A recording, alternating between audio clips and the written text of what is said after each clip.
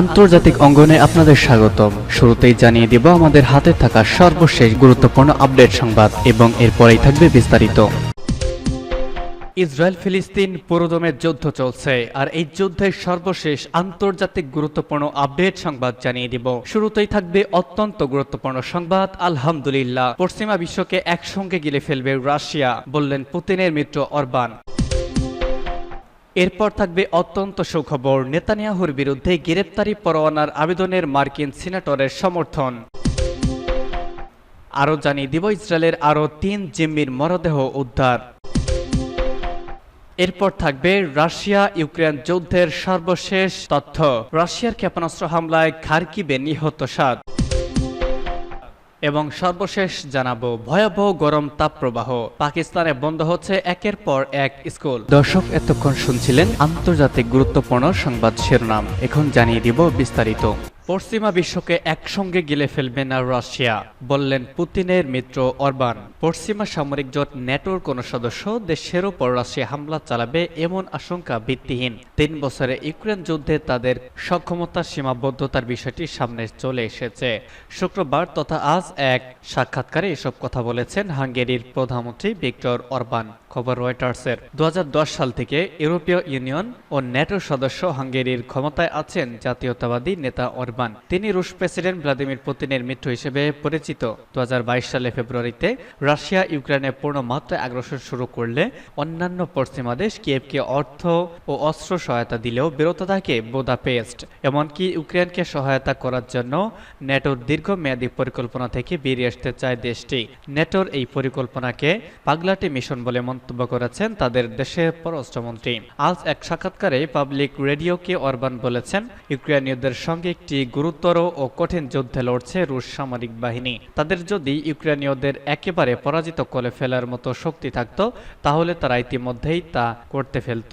তিনি বলেন, ন্যাটোর সামরিক সক্ষমতা ইউক্রেনের চেয়ে অনেক বেশি, তাই রাশিয়া বা অন্য কোনো দেশ ন্যাটোর বিরুদ্ধে আক্রমণ করবে এমন সম্ভাবনা কম। হাঙ্গেরির প্রধানমন্ত্রী বলেন, রাশিয়া যারা এমনকি ইউক্রেনকে পরাজিত করতে পারে না, হঠাৎ করে এসে পুরো পশ্চিমা বিশ্বকে গিলে ফেলবে, বিষয়টি আমি যৌক্তিক বলে মনে করি না, এর সম্ভাবনা খুবই কম। নেতানিয়াহুর বিরুদ্ধে গ্রেপ্তারি পরোয়ানার আবেদনে মার্কিন সিনেটরের সমর্থন। ইসরায়েলের প্রধানমন্ত্রী বেনিয়ামিন নেতানিয়াহু সহ অন্য নেতাদের বিরুদ্ধে আন্তর্জাতিক অপরাধ আদালতে করা গ্রেপ্তারি পরোয়ানার আবেদনে সমর্থন জানিয়েছেন প্রভাবশালী মার্কিন senator Bernie Sanders.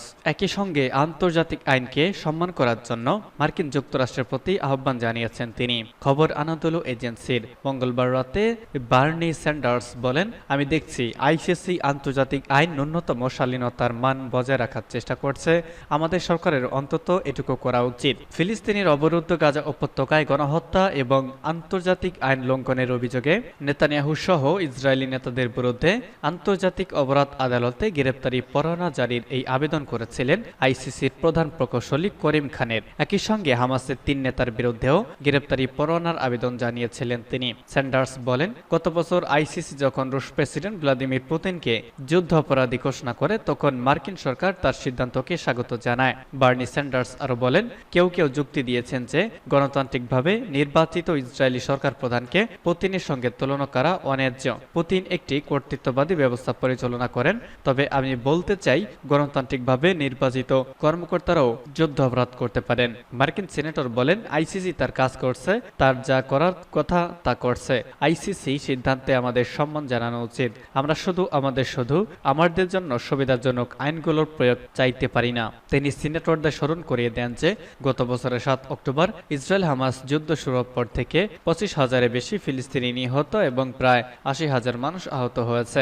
Bernie Sanders বলেন, ইসরায়েলের অধিকার রয়েছে হামাসের বিরুদ্ধে দাঁড়ানোর, কিন্তু তাই বলে নারী শিশু সহ গাজার নিরীহ জনগণের বিরুদ্ধে সর্বাত্মক যুদ্ধ চালানোর অধিকার নেতানিয়াহুর নেই। তিনি বলেন, ইসরায়েল যা করছে তার পরিণতি তাকে ভোগ করতেই হবে। তিনি বলেন, আইসিসি যা করেছে তা বিশ্ব সম্প্রদায়ের জন্য গুরুত্বপূর্ণ এই অর্থে যে আমরা মানব জাতিকে বর্বরতার দিকে নামতে দিতে পারি না। ইসরায়েলের আরও ৩ জিম্মির মরদেহ উদ্ধার।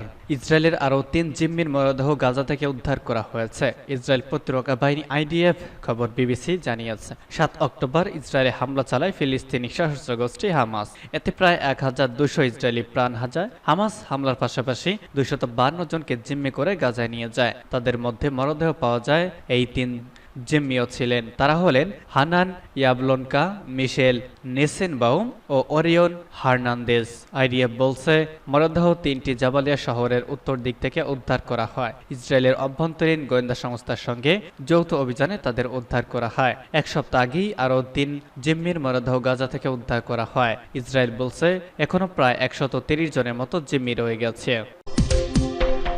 রাশিয়ার ক্ষেপণাস্ত্র হামলায় খার্কিভে নিহত ৭। রুশ বাহিনী ক্ষেপণাস্ত্র হামলা চালিয়েছে ইউক্রেনের উত্তর পূর্বাঞ্চলের শহর খার্কিভে। এতে অন্তত ৭ জন নিহত সহ আরও আহত হয়েছেন। বিষয়টি নিশ্চিত করেছেন খার্কিভের অঞ্চলের গভর্নর ওলেগ সিনেগুগভ। ইউক্রেনীয় দ্বিতীয় বৃহত্তম শহরটিতে ১৫টি ক্ষেপণাস্ত্র হামলা চালিয়েছে রাশিয়া। এই সময় হতাহতের ঘটনা ঘটে। হামলায় এখনও ২ জন নিখোঁজ রয়েছেন। ইউক্রেনের এই কর্মকর্তা স্থানীয় বাসিন্দাদের নিরাপদে থাকার আহ্বান জানিয়েছেন। খবর রয়টার্সের। ইউক্রেনের রাষ্ট্রীয় রেলওয়ে কোম্পানির পক্ষ থেকে বলা হয়েছে রুশ হামলায় বেশ কিছু স্থাপনা ক্ষতিগ্রস্ত হয়েছে। এছাড়া কয়েকজন কর্মী আহত হয়েছেন। চলতি মাসের শুরুর দিকে রাশিয়ান বাহিনী অঞ্চলটিতে নতুন করে হামলা শুরু করেছে। সিনেগুগভ বলেছেন পেলেতিনিভকা ও ভবকোসান্স্ক শহরের কাছে লড়াই চলছে। সামাজিক যোগাযোগ মাধ্যম এক্সে তিনি বলেন এই দুর্বলতা আমাদের না বিশ্বের, যারা ৩ বছর ধরে সন্ত্রাসীদের সঙ্গে তাদের প্রাপ্য অনুযায়ী মোকাবেলা করার সাহস করেনি। এই হামলার বিষয়ে ইউক্রেনের প্রেসিডেন্ট ভলোদিমির জেলেনস্কি বলেন এই হামলা বোঝাচ্ছে আমাদের আকাশ প্রতিরক্ষা ব্যবস্থার যে অভাব, যারই ফায়দা নিচ্ছে রাশিয়া। ভয়াবহ গরম তাপপ্রবাহ। পাকিস্তানে বন্ধ হচ্ছে একের পর এক স্কুল। অস্বাভাবিক গরম তাপপ্রবাহের কারণে পাকিস্তানের ৪ প্রদেশ ও ৩ কেন্দ্রশাসিত অঞ্চলের প্রশাসন স্কুলগুলোর নিয়মিত ক্লাস কার্যক্রম স্থগিত রাখার নির্দেশ দিতে বাধ্য হচ্ছে।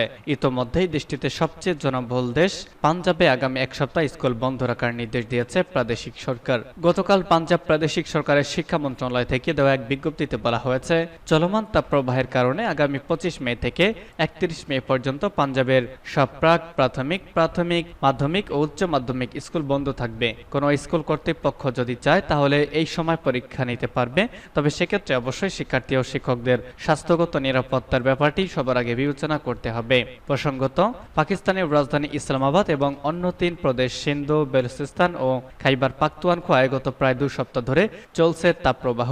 কোনো কোনো এলাকায় তাপমাত্রা পৌঁছেছে প্রায় ৫০ ডিগ্রি সেলসিয়াসে। পাকিস্তানের আবহাওয়া দপ্তরের কর্মকর্তারা জানিয়েছেন গ্রীষ্মকালে পাকিস্তানের স্বাভাবিক যে গড় তাপমাত্রা তার চেয়েও স্থানভেদে ৪ ডিগ্রি থেকে ৬ ডিগ্রি সেলসিয়াস বেশি গরম পড়েছে চলতি ২০২৩ সালের মে মাসে।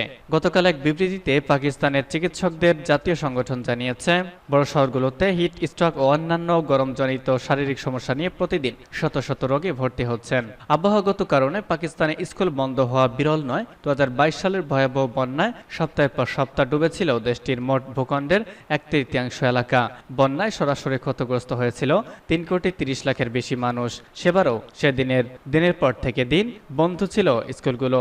রাজধানী ইসলামাবাদে এক সংবাদ সম্মেলনে প্রধানমন্ত্রী শাহবাজ শরীফের জলবায়ু বিষয়ক উপদেষ্টা রবিনা খুরশিদ আলম বলেন পাঞ্জাবের ২৬টি জেলার সবগুলোতে, সিন্ধের দক্ষিণাঞ্চলে এবং বেলুচিস্তানের দক্ষিণ পশ্চিমাঞ্চলে কয়েকদিন আগে থেকে ব্যাপক তাপপ্রবাহ শুরু হয়েছে এবং আগামী অন্তত ১ সপ্তাহ এই অবস্থা থাকবে। উষ্ণতা বৃদ্ধির কারণে বিশ্বের যেসব দেশ বর্তমানে সবচেয়ে বেশি আবহাওয়াগত দুর্যোগ ও ক্ষয়ক্ষতির শিকার হচ্ছে সেসব দেশের তালিকায় ৫ম স্থানে আছে পাকিস্তান, সংবাদ সম্মেলনে বলেছেন রুবিনা।